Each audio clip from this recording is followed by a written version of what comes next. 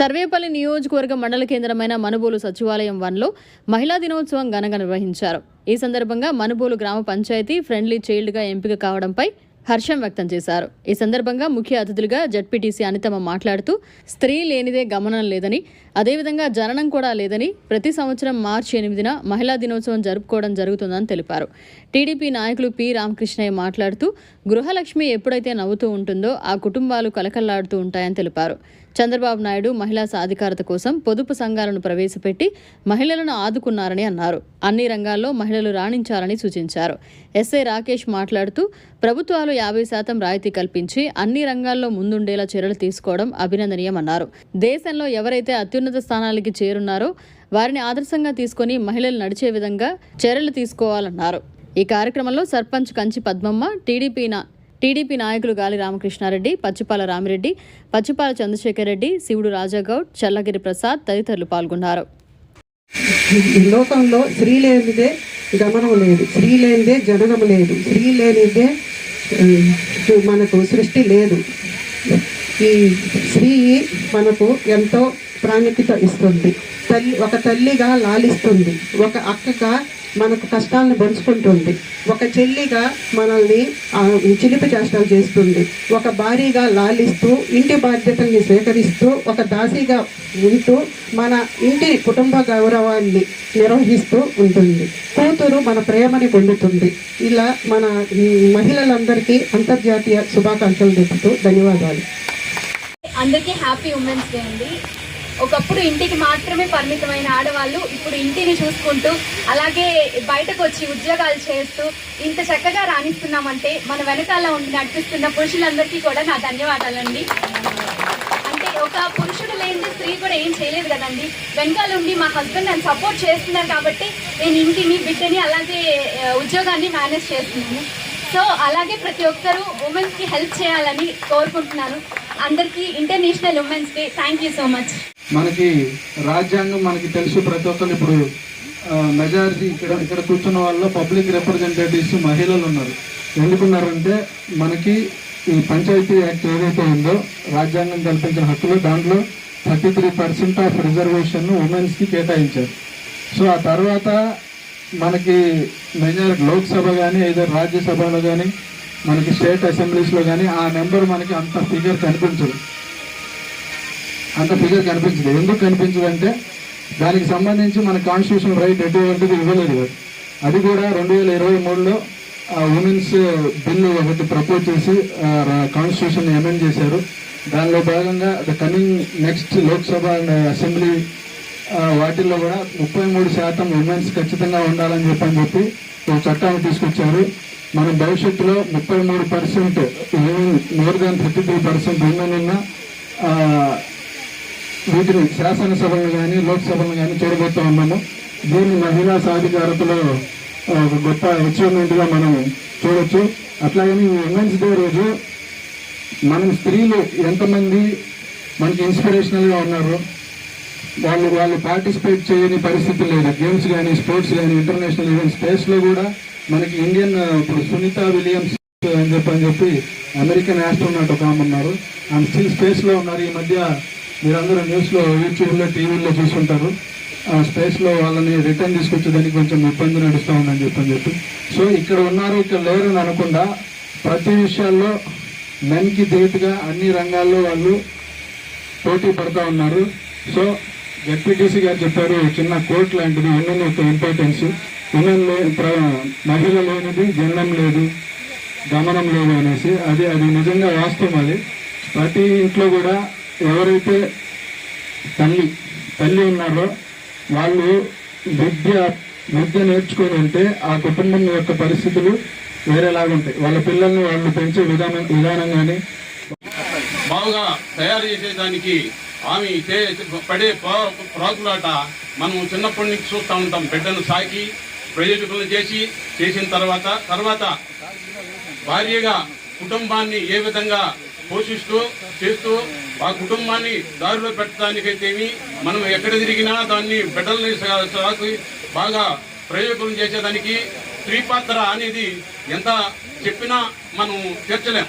దానికి మనం ఒకవేళ దానికి మనం సహకరించినా ఆమె పాత్ర లేదే కుటుంబాలు సక్రంగా ఉండవు. గృహలక్ష్మి ఏ రోజు గృహలక్ష్మి ఇంట్లో పుష్కలంగా ఆమె కలకలలాడుతూ ఉంటుంది ఆ కుటుంబాల్లో. ఒకసారి చూడండి, అదే వారిని బాధించే కుటుంబాల్లో ఏదో 1-2 తప్పక ఇన్ని ప్రతి కుటుంబంలో గృహలక్ష్మిగా బాధపడతా ఉంటే ఆ కుటుంబాలు సరిగా ఉండవు. దీన్ని ఎందుకు చెప్తానా అంటే సమాజంలో మీరు పరిశీలిస్తే తెలుస్తుంది. దాన్ని ఎందుకు చెప్తానా అంటే స్త్రీలు అన్ని విధాలా కాపాడుకుంటూ వాళ్ళు చెప్పేటి మనం వింటూ వాళ్ళకి సహకరించి చేసుకుంటే కుటుంబాలు బాగుపడతాయని చెప్పనేది మనం చెప్తున్నాం. ఈ కార్యక్రమం పెట్టడంలో చాలా ప్రాముఖ్యత ఉంది. ఇప్పుడు పొదుపుని పెట్టి పొదుపు ఎత్తుకు పెట్టారు తెలుసా. ఆ రోజు చంద్రబాబు నాయుడు గారు ఇప్పుడు కుటుంబంలో మహిళకి స్వేచ్ఛగా జీవించేదానికి ఏదన్నా వ్యాపారాలు చేసుకున్నా ఏమన్నా చేసుకుంటే ఆ కుటుంబం బాగా ఉంటుందని చెప్పి చేయటం ఆ పొదుపు లక్ష్మిని పెట్టడం జరిగింది. ఆయన దూరదృష్టితో ఉంటుంది. నేను చిన్న ఎగ్జాంపుల్ చెప్తాను. 1919లో విజన్ 2020 మీటింగ్ పెట్టారు. ఆ రోజు DDO రోసయ్య గారు, నేను జిల్లాలో నుంచి ఒక సర్పంచ్ శ్రీనివాసరెడ్డి, ఎంపీటీసీగా నేను, మున్సిపల్ చైర్మన్ సునీలు, తర్వాత అదేవిధంగా కొంతమంది పోయినాం. ఆ రోజు జిల్లా నుంచి ఒక 4-5 పోయినాం. అదేవిధంగా ప్రతి జిల్లా నుంచి వచ్చారు.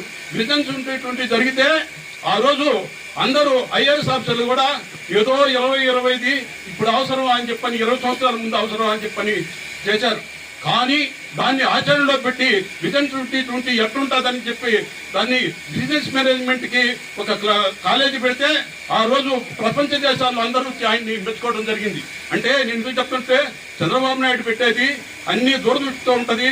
దాన్ని మీరు సద్వినియోగం చేసుకొని మంచి కుటుంబాలుగా తయారవ్వాలని చెప్పని మనస్ఫూర్తిగా జీవిస్తూ రాము గారికి, సాని వెంకటరమణయ్య గారికి, అదేవిధంగా స్టేజ్ మీద ఉన్న పెద్దలందరికీ నమస్కారం.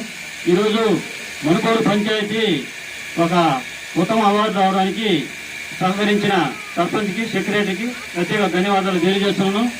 ఇకపోతే ఇక్కడ ఈ మహిళా దినోత్సవం సందర్భంగా ఈ ప్రభుత్వాలు కూడా కొంత అవసరం మనకు. ఎందువలంటే ఆ రోజు మహిళలు ముందుకు రావాలనే ఉద్దేశంతో నారా చంద్రబాబు నాయుడు గారు ఈ పొదుపులు ప్రవేశపెట్టి ఒక్కొక్క రూపాయి వాళ్ళని సమకూర్చి అవి పొదుపు చేసి, పొదుపు చేయటం అంటే మహిళలు ముందుకు రావాలి, వాళ్ళు ధైర్యంగా సమాజంలో రావాలి అని చెప్పి ఆ రోజు చంద్రబాబు నాయుడు ప్రవేశపెట్టడం జరిగింది.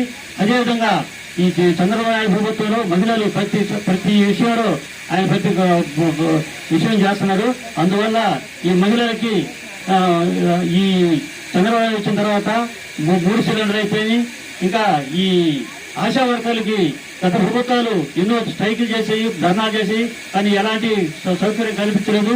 వాళ్ళు ప్రావిడెంట్ ఫండ్ అని, డిఐని అన్ని కల్పించారు.